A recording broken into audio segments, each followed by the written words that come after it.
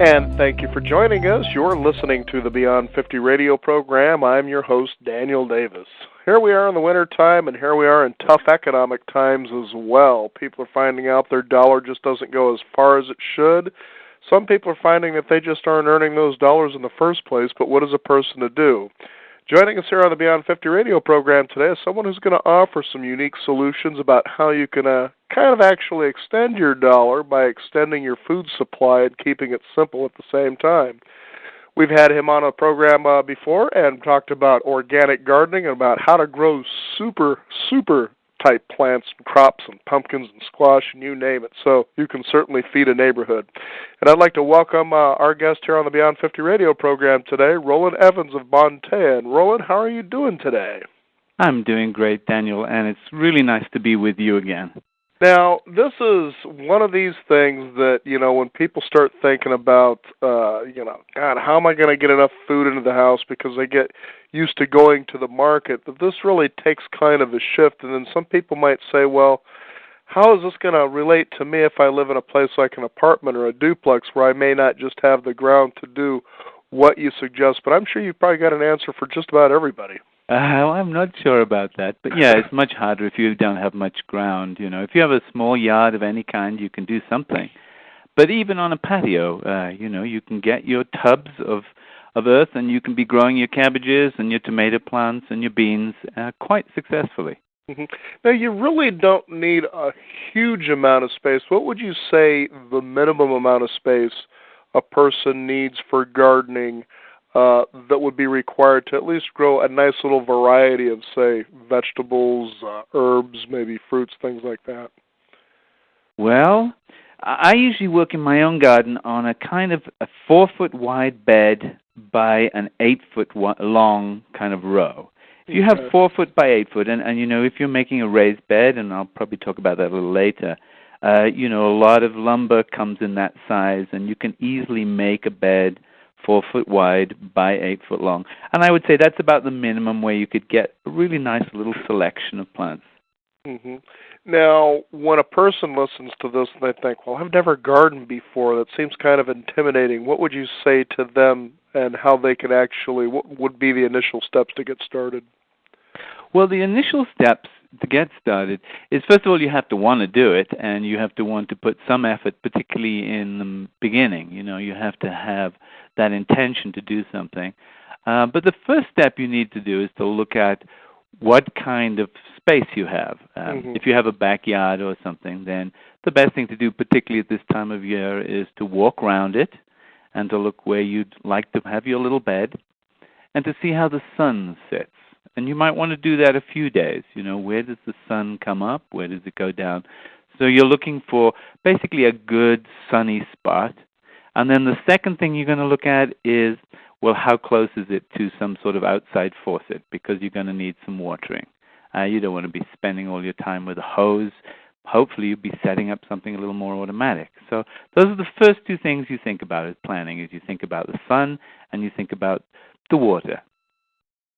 Well, that makes a lot of sense. Now, what's ideal when it comes to setting into the sun? Should it be as in direct sunlight, or should there be a proportion of darkness and light? Or how do you measure that? Does it depend on what you're actually planting? Well, that's a very good point. And, of course, it depends very much where you are in the country. If you're in the south of the States, then you're going to be thinking about shade much more than sun. And if you're in the north, you're going to be thinking about sun more than shade. But basically, the rule of thumb is that the east light and south light are the best, and west sun is not so good, and of course there's nothing from the north. So you're wanting things to face east and south, and then if you're getting a little more sophisticated in your thinking, you'd be thinking, okay, I would want to have one bed, which would be a full south-facing bed, and I can grow all my heat-loving plants there. And I'd want one which is a little more shaded. Maybe there I could grow my cool-loving plants. And so if you thought about it that way, then you'd have two beds. Of course, if you're more a tomato person, you'd want the sun, and if you're more a cabbage person, you'd want a little more shade. Well, that's an interesting point you make there, Roland, about what type do you actually plant. And I guess that would also be based on what you like as well. Absolutely. What do you like, Daniel? Me, I'm pretty open to just about anything.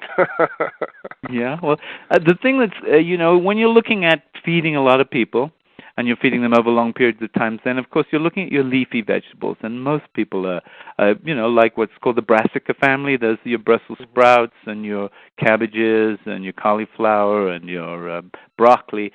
Even things like Chinese cabbage and bok choy and all of those, they all come in this same family, and they're what's called cool-loving plants. They don't like to get heated up too much, and you plant them early in the season, but you can also plant them later in the year, and so you can get 2 crops at least.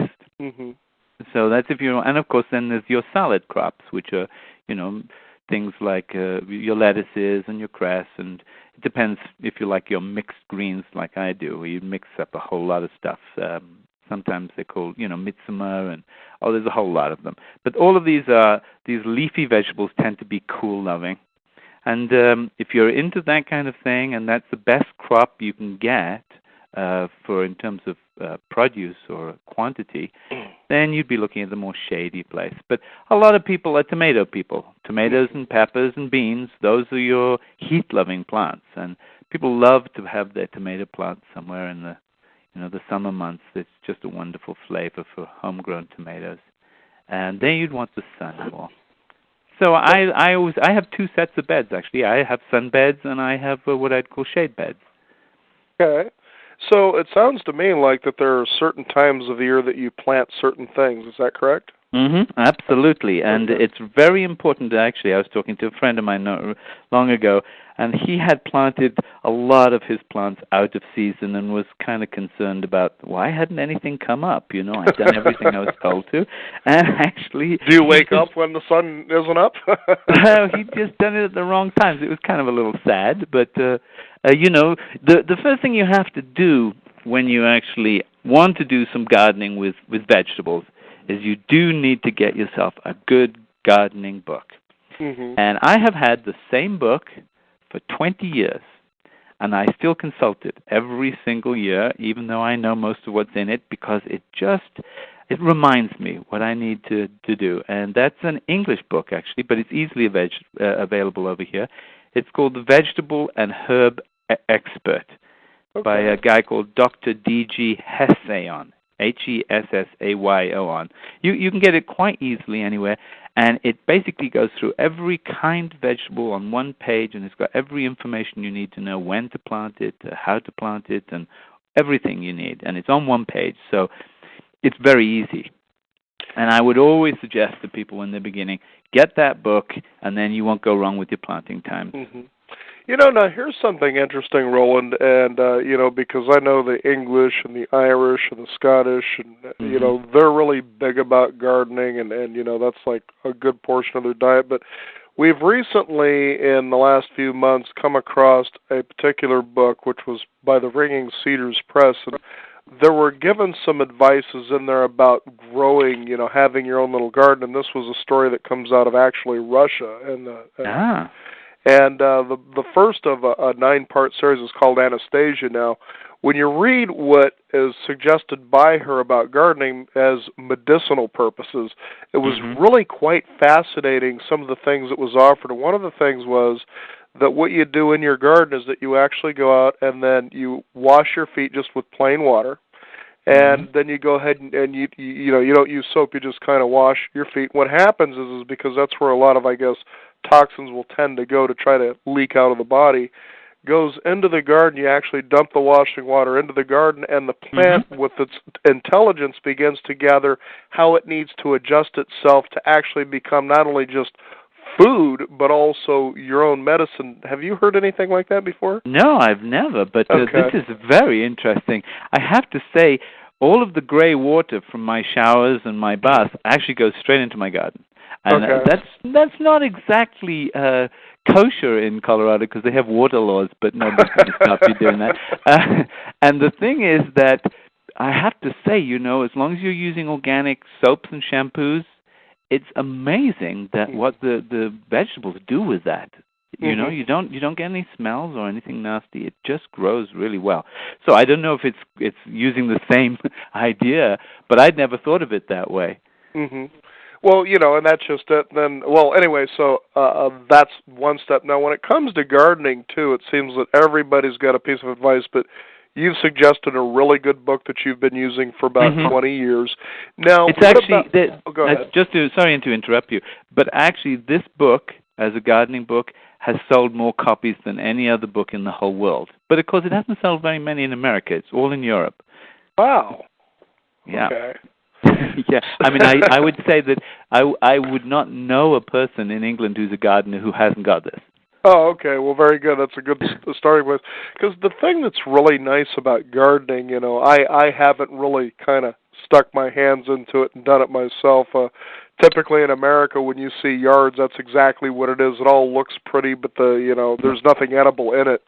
And I was kind of joking one time at a place that I lived where, yeah, my neighbor has a great-looking yard. It's well pruned and well landscaped, but I can go out into my yard and pretty much eat what's in it because I don't take care of it like he does. Right. But now, because you've been able to grow, like record-sized type, squashes, and things like that, you can imagine, how much food a garden actually supplies, that it usually will become more than, say, the person doing it can eat by themselves, or even the family of the person, Right. where you've got enough abundance to actually share with other people. And it's quite interesting how sustainable something like your own individual gardening can be. Oh, it is amazing. And, I actually, during the summer, we give vegetables away probably 2 or 3 times a week. And I have people ask me, would I like to sell them, but I'm not that interested, because once it gets commercial, then you have to clean it, and there's rules and regulations. But, mostly it's just our friends. They just have our vegetables, and they line up for it because they taste good. Right. We talked about that last time, which is the nutritional value, and the taste is so important. And in fact, they go together, which is when it tastes good, and it tastes rich and full, then it's got a lot of minerals and a lot of nutrition. And that's what you're looking for in your own garden. You're looking for really something that's going to provide you with something healthy, that is going to provide your body with the minerals and nutrients and vitamins that you may not be getting from normal food. Mm-hmm. Now, earlier in the program, you talked about somebody setting up a gardening bed. You said an ideal minimum space, because we want to be able to address people who may not have yards at all, was about 4 foot by 8 foot, which isn't really a big space. You might even be able to kind of scrunch it down maybe on a patio if you have one outside. But yeah, absolutely. Now, the next step would be seeds. Where do you choose them, and what are the right kinds of seeds to get for what you're trying to get a hold of? Well, I don't want to advertise all the seed companies, but I basically have gone to a lot of seed companies. And what you do, there's some wonderful seed catalogs out there, and one of the things that's just very fun is that you start to go online and you get your seed catalogs, and in December and January they just come flooding through the mail, and then you start looking at what varieties you like. I tend to, because I'm actually at a high altitude, I actually have to get seeds from companies which are in northern places like Maine.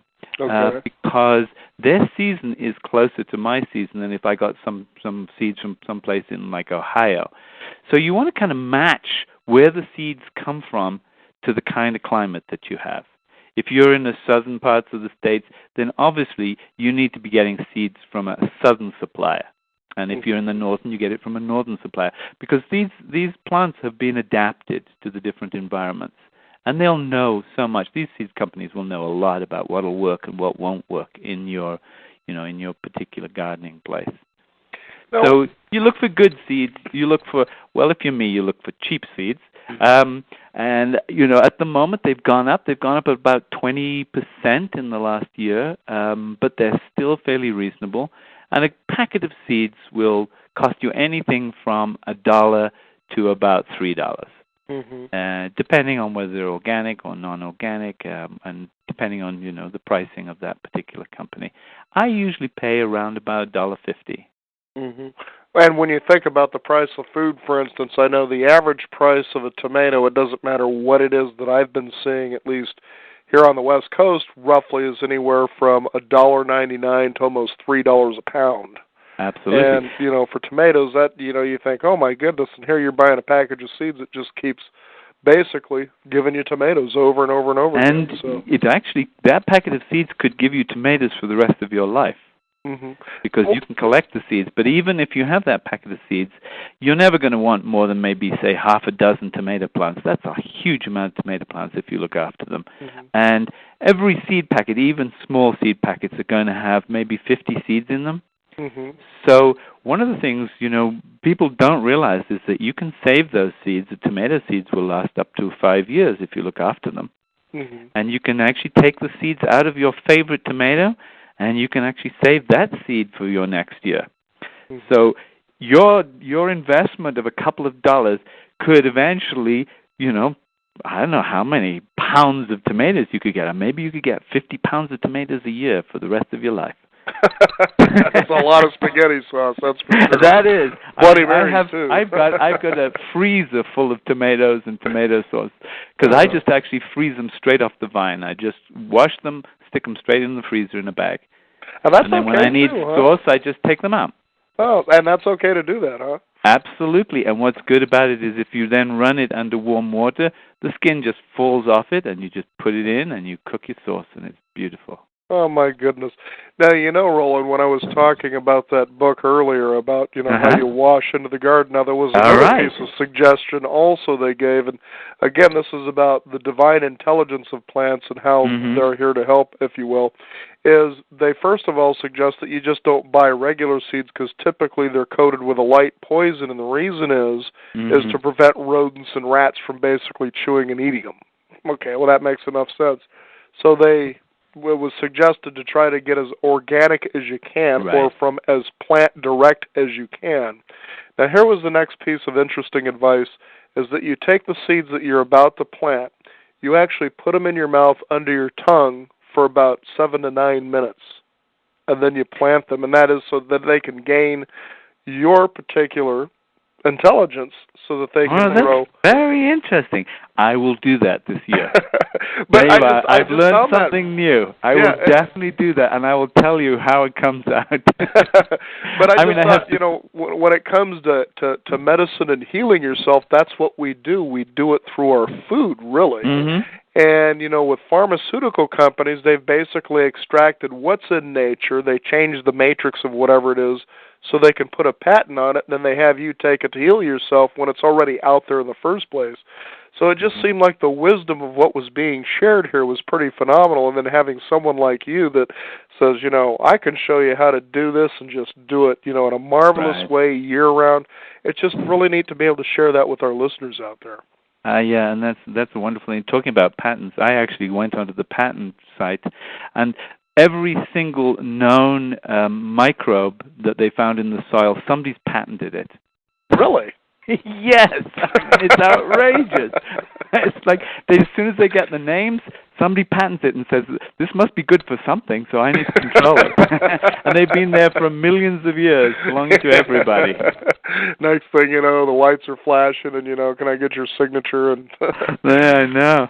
Now, let's talk about soil, for instance. Do you generally, do you buy it from the store, or what's the best kind of soil, and how do you work with it where it can be continuously? I remember we talked about this at length on the last time we had you on the program. Okay, I think I'd like to move on to thinking about, your newish gardener who set himself up a little bed of about 4 foot by 8 foot, and he's decided he's going to put it on a piece of lawn somewhere. Somewhere in his backyard, and now what is he meant to do next? And the first thing, there's 2 ways of going about starting a new bed. One, what I'd call a mini-dig method, and the other is called a lasagna method. I probably mentioned that last time. The mini-dig method is one I like because actually I have fairly light soil, and it works well for light soil. But basically what you do in your bed, you put down your area, and you turn over the grass. You'd cut it short first and maybe take out some perennial weeds like dandelions. And then you turn over the grass until you've got the soil up. You don't dig it down. You just turn it over like a sod. Cut it and turn it over. And then what you do is you'd want to put some compost on it. Now, the difficulty you have to start with is if you haven't made your own compost, then you are dependent on buying it from a store. And many stores will have actually good quality compost, but you want to look at the quality of it. Mushroom compost is often very good. Sometimes there's a local supplier, or it's somebody who's making it locally, and that's often much better bet. So you want to put a little layer of that on, and that doesn't have to be very big. And then some simple tips, which people don't know about, is that you could just go to a feed store. I live fairly much in the country, and so it's easy, but anybody who's near where they have horses or animals of any kind, there's a feed store. And one of the common feed elements that they have in these big bags is called alfalfa pellets. Mm-hmm. Alfalfa pellet is basically a wonderful natural fertilizer. It's got a lot of nitrogen, and it's got actually something in it which creates a kind of growing environment. So you'd put some of those on, and then to really get it going, you'd plant directly into that, and you'd plant what's called a cover crop or a green manure. I don't know if I talked about that last time, but the one I use, and I use this regularly, and you can get this from most seed merchants online, organic seed merchants, and the cover crop, is I use green barley. And barley is just like the barley that you'd get in the fields, and a white clover, which is also you get in the fields. And you just plant that fairly thickly on top, and you do that as soon as you could. I would do it in March, actually. I've done it. Mm-hmm. And then you grow that for about 2 months, 6 weeks, and then you turn that over again. So you just dig underneath it, turn it over again, and then you plant on that. I know that sounds a little bit like kind of fussy or complicated, but the amount of work that you put in is actually very little. You don't have any heavy digging. Mm-hmm. And I did a bed with like that a couple of years ago, and I was just the stuff I was starting with was just like grit. Mm-hmm. And that summer I had flowers because I was making a flower bed. Just amazing. And that was all I did to it. I did use my own compost tea, which, we make compost tea, and I use some of that. That's to get the microbial life in the soil going well. But that's one of the easy ways. The lasagna method is even easier, which is that in your 4x8 bed, you'd get any kind of leaves or grass clippings, and you put that down on top of your grass or whatever's there.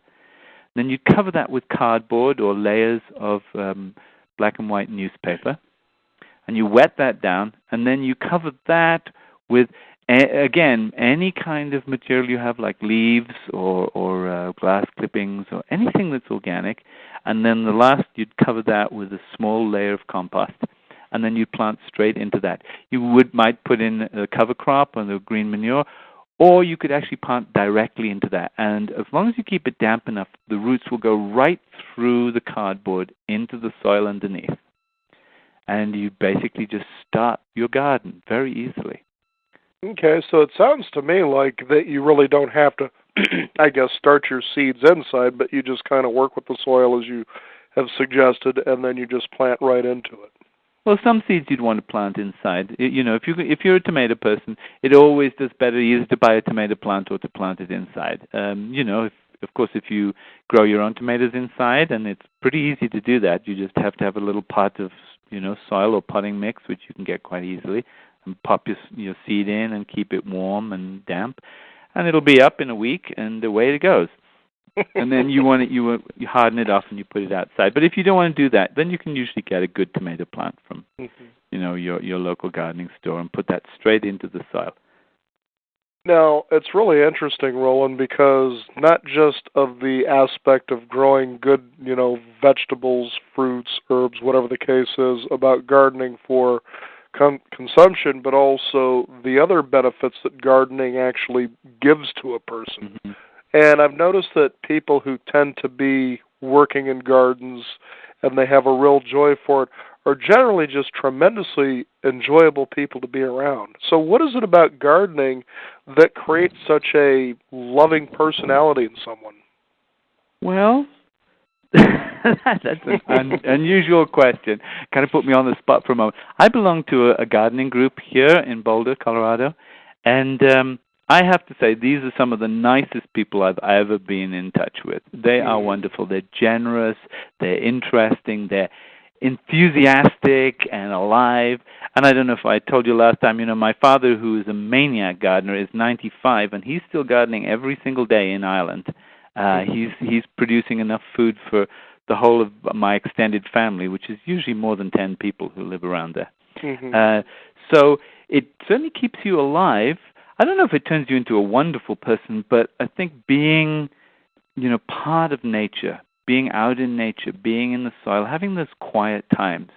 I have a greenhouse, and, even in the winter when it's really cold and you're getting kind of fed up from being inside, I'll go down to the greenhouse and I'll kind of mess around in the greenhouse doing this and that. And it's a very quieting, very kind of contemplative experience. And it's also got the sense that it's not only contemplative, but it's very purposeful. It's going to do something. It's going to create something. So I think those kind of things are just so key for producing a kind of, how should I say, a good attitude, a good way of approaching your life. Mm-hmm. Well, that's just it, because there seems to be, with people who garden, regardless of which direction they go, it could be just for the beauty of the landscape, or it could be food, or it could be for both, as there just seems to be this particular, I guess, upliftedness, a sort of, a glow to them that you just don't typically see in people who may not garden. Not that they're any less, but there's just something different, and it's very noticeable. It might be vitamin D, of course. Do you know what I mean? You're out in the sunshine, you get outdoors, you're out there. You're feeling the wind, you're feeling the sun, you're feeling the soil, and in the soil there's all sorts of living organisms, and you're in relationship with them. And of course you're probably taking those into your body as well, and all of those are very health-giving. Mm-hmm. And I think it's that sense of doing something which is really creative and also very natural. It does give you so much satisfaction. I've done it all my life, but certainly in the last 10, 15 years, it has taken over my life, like it has with most of my family. As we get older, we become more and more maniac gardeners. Mm-hmm. And I'm sure, too, that as your parents passed on their knowledge to you, it must have been very enjoyable as a child to be involved in something like that because of the little miracles that you experience as you're doing this. Well, as I said, my father's still alive at 95.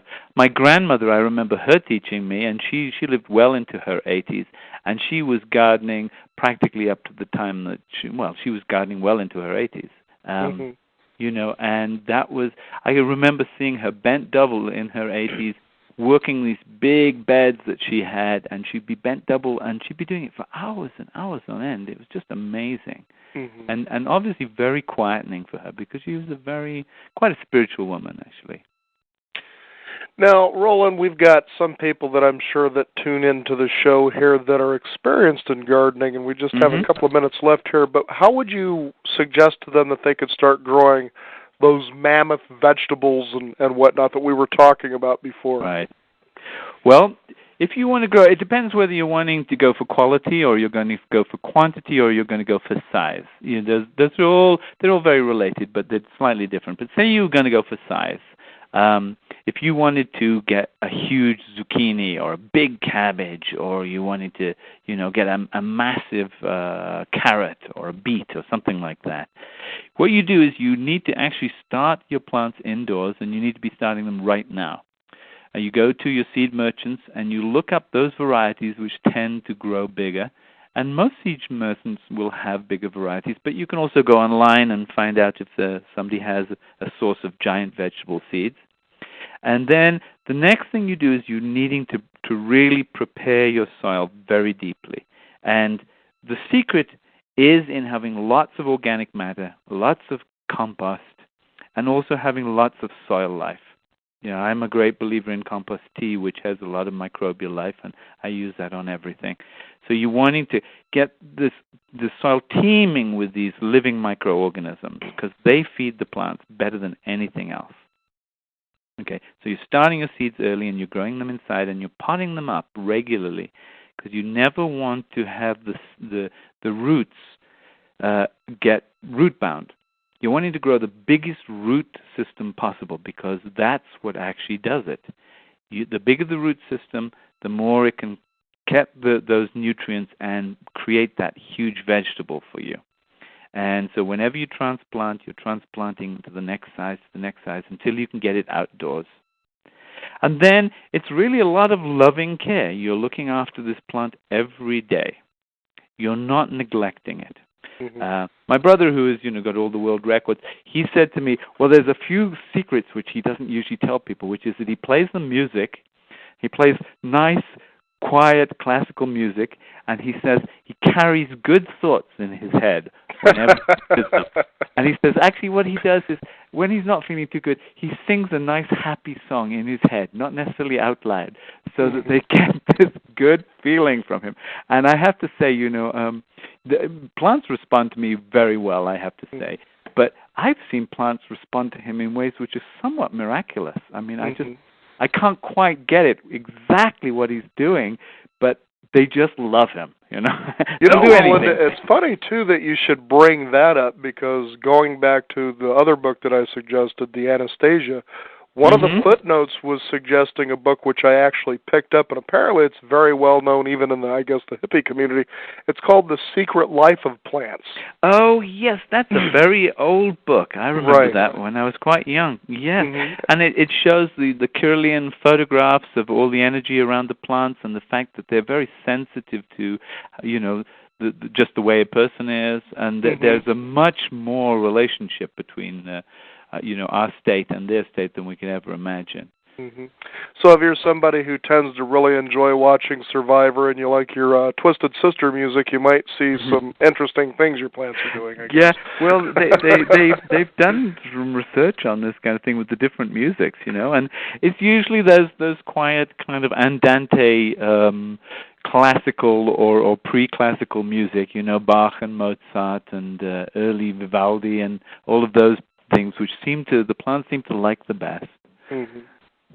Well, Roland, it's always a pleasure to have you on the program here today. Now, why don't you go ahead and give people a website where they can get more information about, the book that you had mentioned earlier, and I'm sure that you've got a lot of topics that you cover there as well. Yes, yeah. On our website, which is www.bountea.com, BOUNTEA, as in, drinking tea, because it's about compost tea.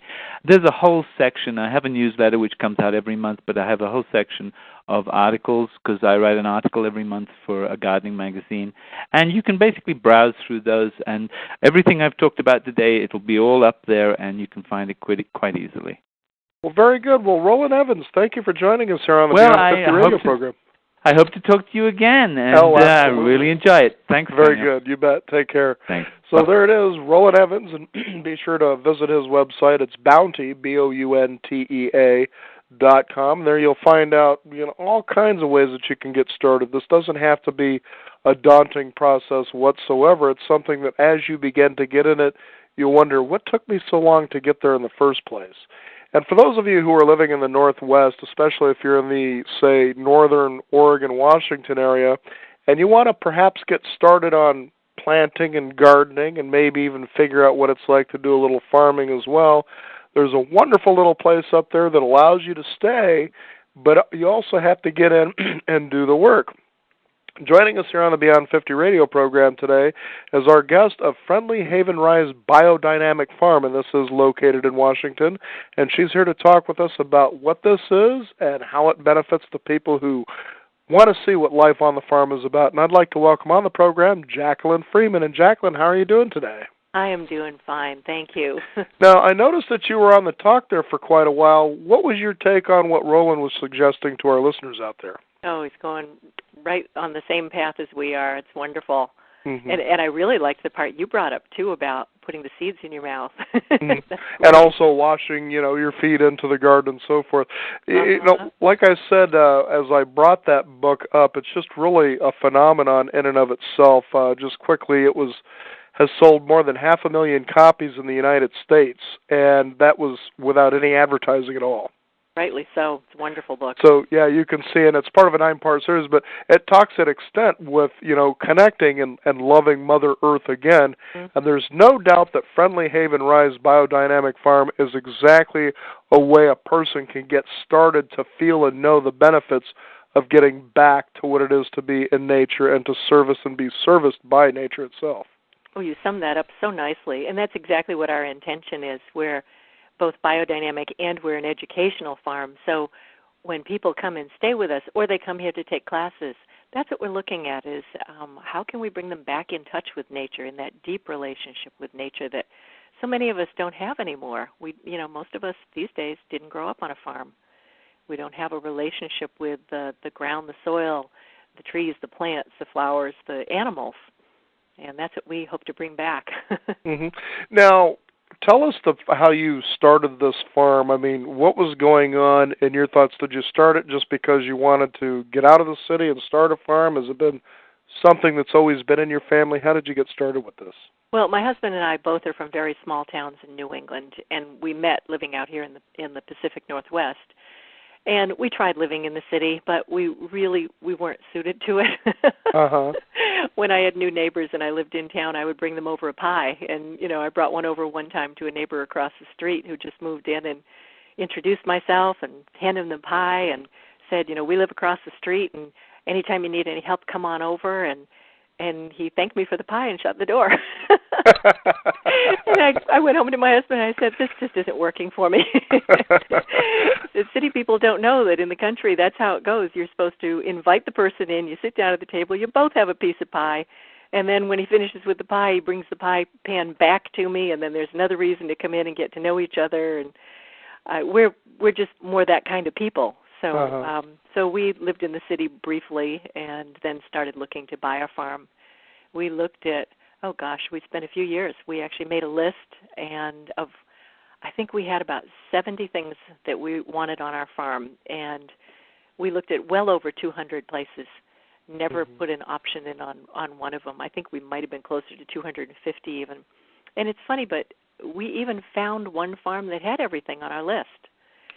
But it just didn't make us sing, It was technically, it was correct. And we were really kind of curious about that, why aren't we happy about this? And then we came and saw our farm. It had sat on the market for 2 years because it has a wood furnace instead of electric heat or gas heat or something.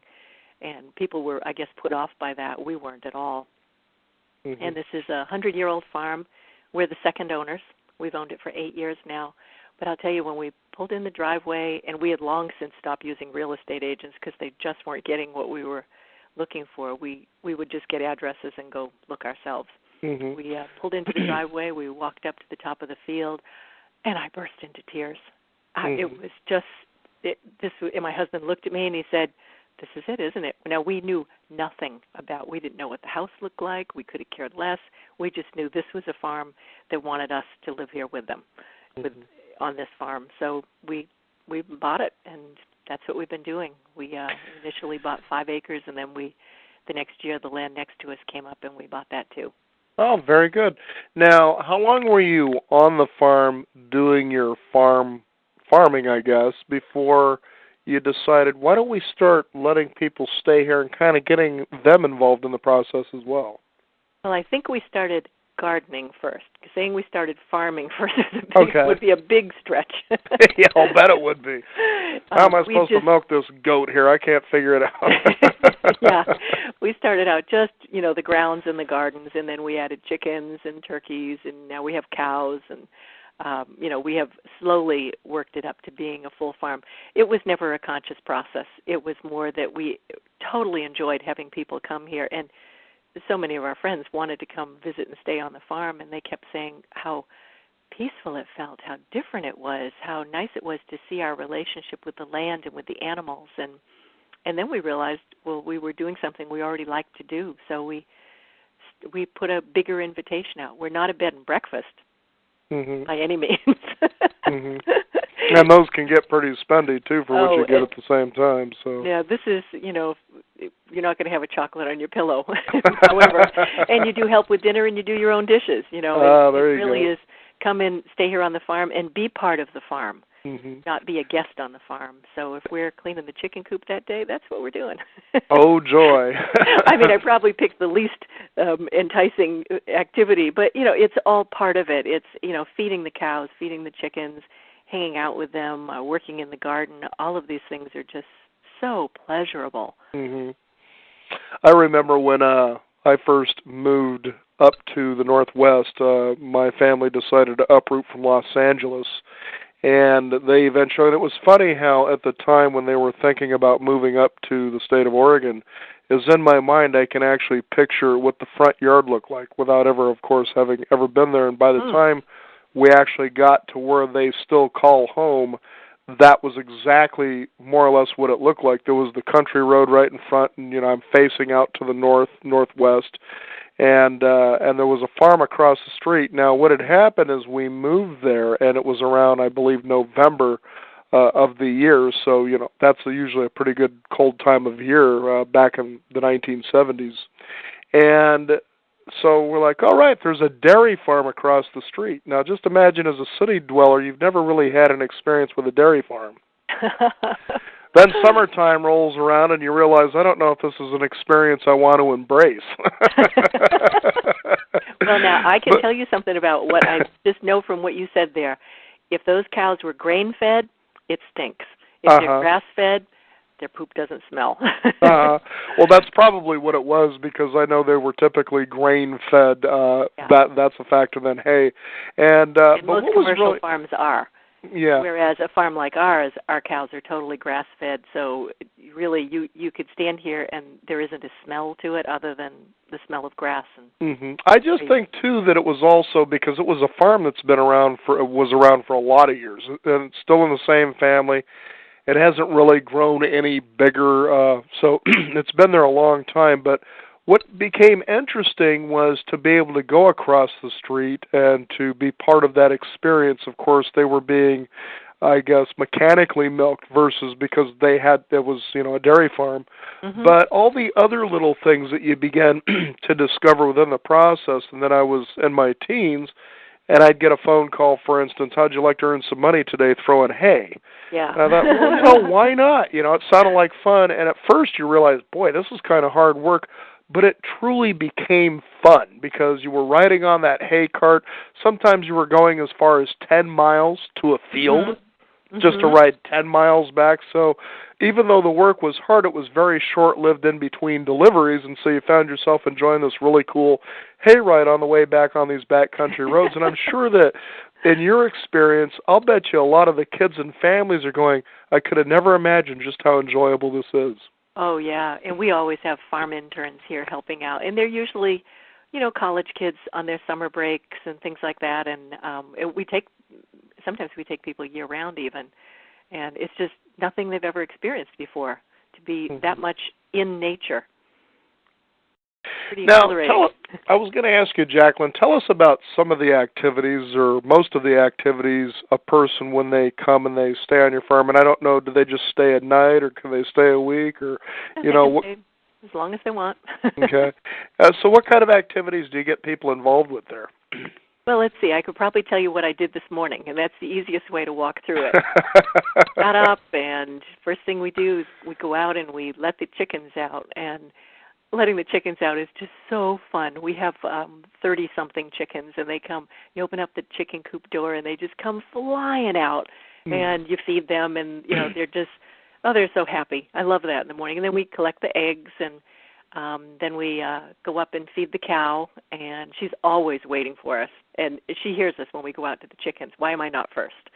And go up and feed the cows, and they're up there just mooing away, and come on, hurry it along. And we give her, in the wintertime, we give her things like cabbage heads and stuff. And we, because of the part of Washington we live in, we rarely ever get snow. So she's actually out in the pasture all the time. And we have 4 or 5 cows usually is what we're running. Some meat cows and some dairy cows. I keep talking about Miss Amelia. She's our dairy cow because she's my favorite. She's the one we milk, and she's pregnant right now. And, I'm just having a feeling she's got twins in her. She's so big already. She's doing a few more months. And, just being with all the animals is so much fun.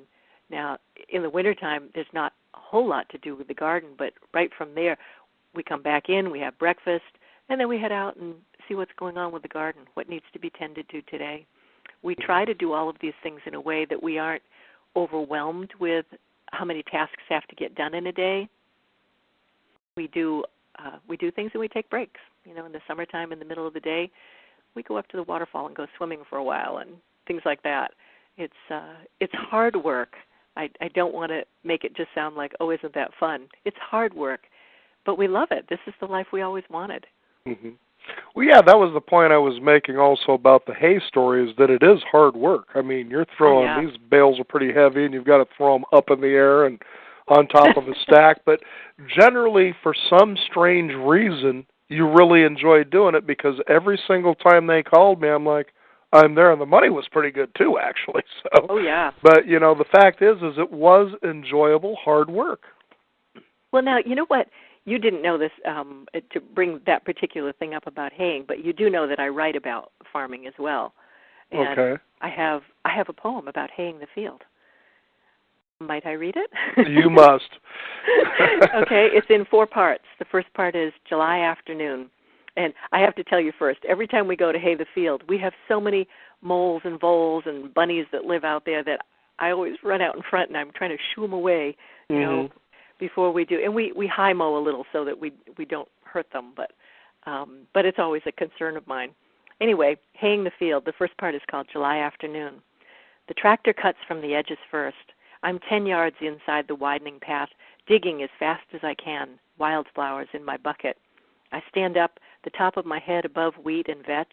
I'm the same color as our field, gold all over, but for blue eyes. I run through the grass, shooing bunnies and snakes toward the forest. Owls will be out all night for the feast of voles. Second one is morning. The new-mown hay at dawn, a golden softness, shimmering sheaves plaited across the hillside, drying in the sun. Third part is heat of day. At noon, my husband and his crew stride across the now open field, chaff in their hair, a sunburnt and thirsty camaraderie. Our neighbor drives his tractor down each windrow, drawing the grass up the chute. Packed sturdily, standing in rows, the bales wait for the men to heave them onto the truck and drive down the slope to the old barn for stacking. And the last part's called In the Barn.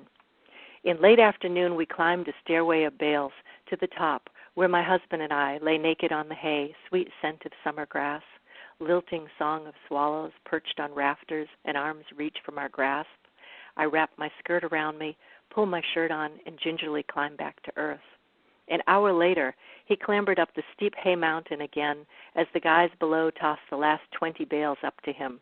He said at first he didn't understand what was happening, the slight lean the bales took toward the back of the barn, the unfamiliar feeling of lightness in his feet, the cracks between bales widening, and then dropping with the hay like falling into water as the pile slammed to the floor, him landing on top, soft as a blanket.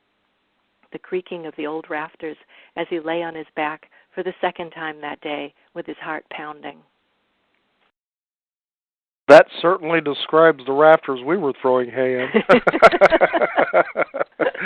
Now, what's also interesting, too, about your farm is that people, when they generally think of farms, they think of chickens, as you've mentioned, their cows, generally sheep, pigs, things like that. But you also have bees. What made you decide to have that as part of the farming experience that you have? My brother had bees when I was younger, and I think it's right after I got out of college. My brother had them for a few years back east, and I always thought that was so intriguing. And then here in my little tiny town, we have a one-room schoolhouse that's about 100 years old, and they had bees in it, and they'd lived there for probably as long as the building was around, and they did want to move, and I couldn't find anybody to move them, so I volunteered to see if I could find someone to help me move them. I did find a beekeeper, and we went and did that, and that was my first hive of bees, and I loved it so much. So I have collected wild swarms. That's what I have. I don't buy my bees. I collect the wild ones, and I have a bunch of them here, and I teach classes on organic and biodynamic beekeeping, and really having a relationship with the bees is the part that's the most fascinating to me. I know, because when you think of bee, most people think sting, and the truth is bees don't generally do that unless they're threatened. What has been your experience with bees as you've worked with them and handled them and maybe even been in some sort of communication with them? They're really gentle creatures, and the more you spend time with them, they get to know your scent. And they're very, obviously they're very scent sensitive anyway. They can find a field of flowers a mile away. So they get to know you, and really they're very, very peaceful. They're by nature. Really, unless you're about to hurt one, or they think you are, like if you were about to step on one barefoot, that would be a call for a bee to deliver a sting, saying, hey, I'm over here. But really, I've only been stung a handful of times, and each time it was something like that. One time I got stung because I got a bee tangled in my hair. That was a scared little bee, and, I got a sting untangling them. And I know that bees can only sting once, as I understand. Yeah, so they're not eager to give that up. They're incredibly, the hive itself has a whole personality. There is no one part of the hive, not the queen bee, not the workers, not the drones. There's nobody in charge. It's all much in the way that when you see a flock of birds all turn right suddenly, the hive works that same way. Everyone knows everything at once.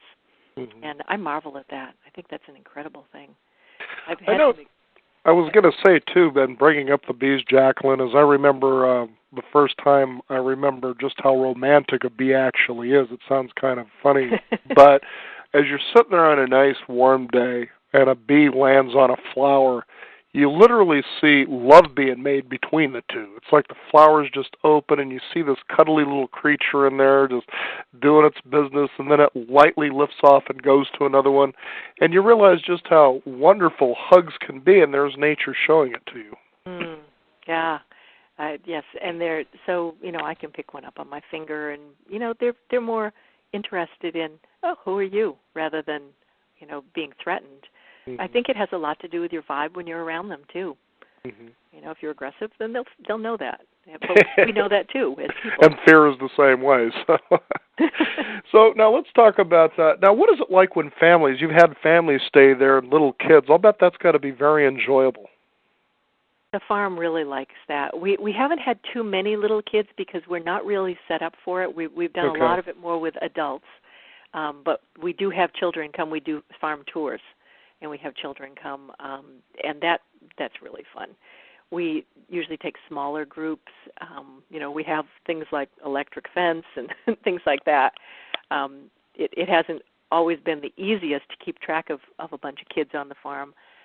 And one of the reasons we don't have a lot of kids here, actually, is because most younger kids don't have a common sense that a child growing up on a farm would have. To know that they have to be aware of the cows in the field. Not that our cows are chargers or anything. Our cows are very gentle cows. But nonetheless, you have to be aware of that. You have to be aware of how you are around the bees. That's part of what we teach, is not just the technical aspects of, how do you keep chickens in your backyard. Yeah, we teach that. And we teach how to have a relationship with all of the beings on the farm, including the spirits that are here on the farm. All of it. That part is, you really have to spend time teaching people about that, adults and children. It's really wonderful to have you sharing this with our listeners here, because it also invokes memories that I have of my parents. Yeah. No, and one of them is, I think, when you were talking about little children in the field that may lack the common sense of understanding, there's cows out there, you might want to be careful, but there was a time that I was with my dad, and we were out looking at black Angus, and we went out to this guy's pasture just way out somewhere. I can't even remember where it was. And so all at once, we're out in the middle of this field. It seemed like the fence line was forever to get to from where we were standing, and we were with this old farmer who raised Angus cattle.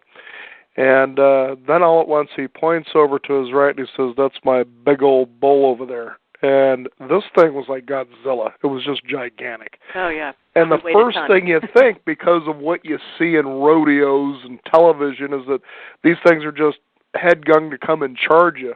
And he says, "You don't have to worry about that, old boy. He's about as gentle as they come." And this fear was still in me. I want to get out of here just in case.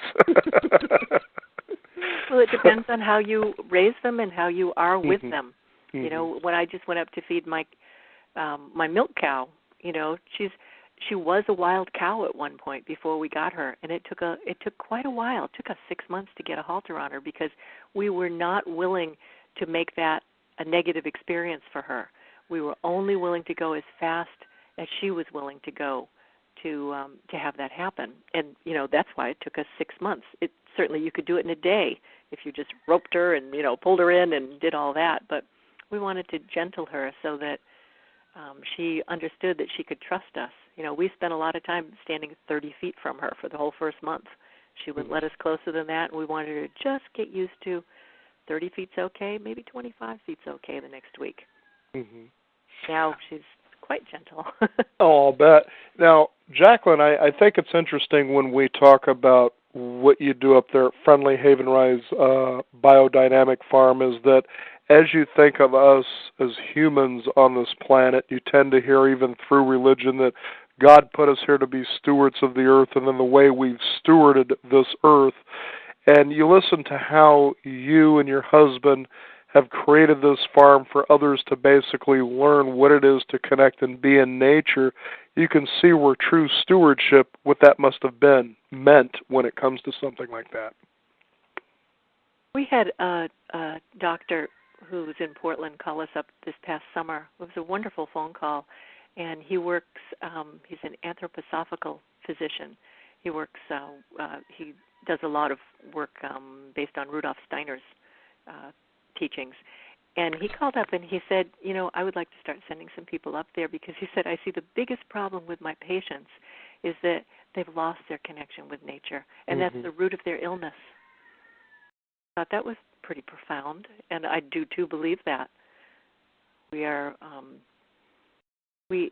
living here on the farm, I know that we pay attention to a lot of the small details of life that's around us.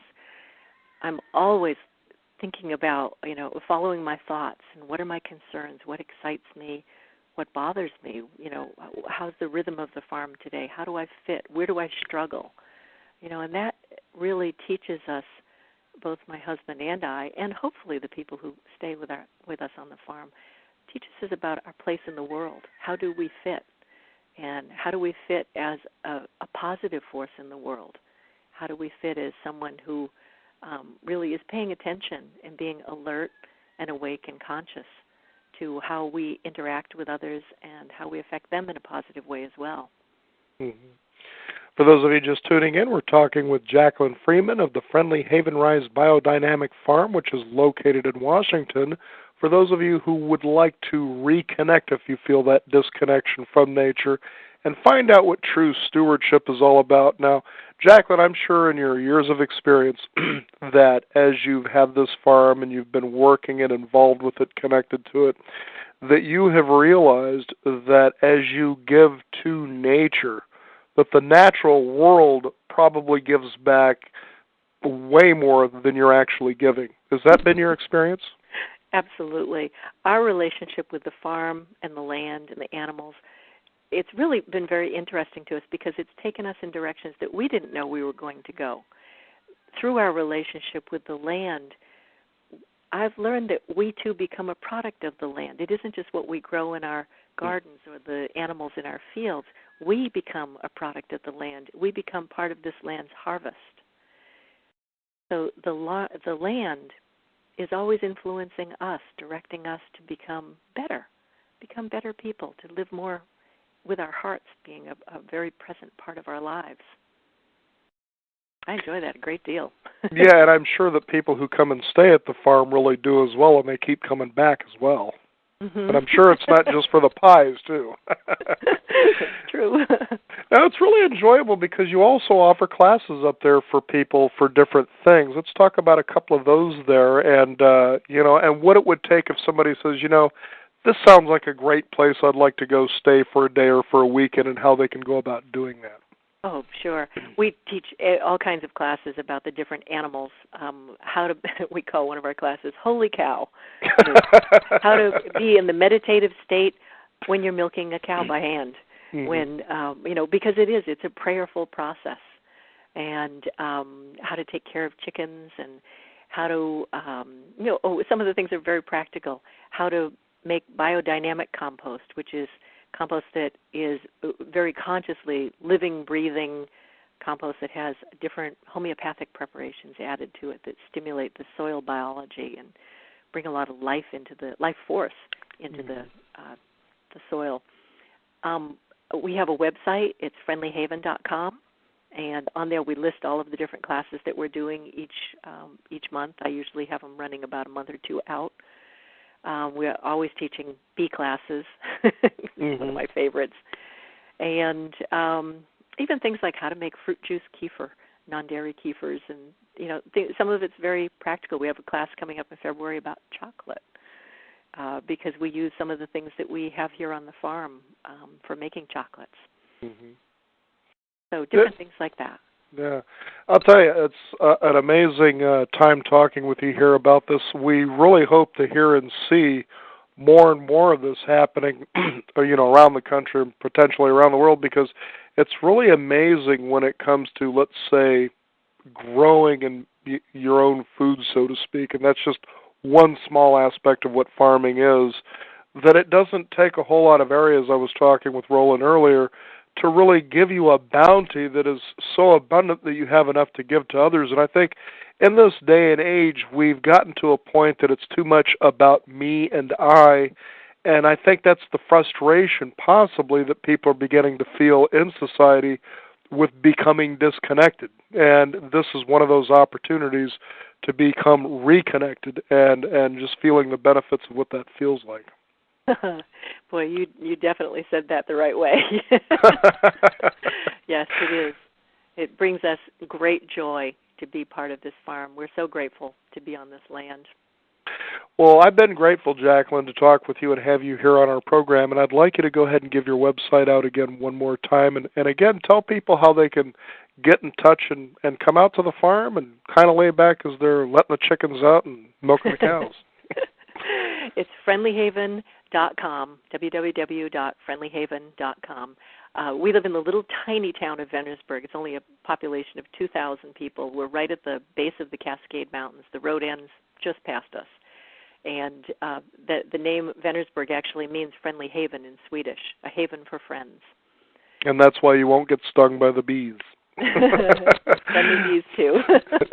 Well, Jacqueline Freeman, thank you for joining us here on the Beyond 50 radio program. It's been a pleasure. Thank you so much. You bet. So there it is. Friendlyhaven.com is the website. Friendly Haven Rise Biodynamic Farm is the place. If you're feeling lost and disconnected, this is possibly one of those places, or definitely that you can go for the reconnection. And that's what our show is all about, too, is showing you those kind of resources available, because sometimes all that wander are not entirely lost, but if you feel like you've kind of lost your way a bit, we try to show you ways through this program that you can find your way to wherever it is you're going.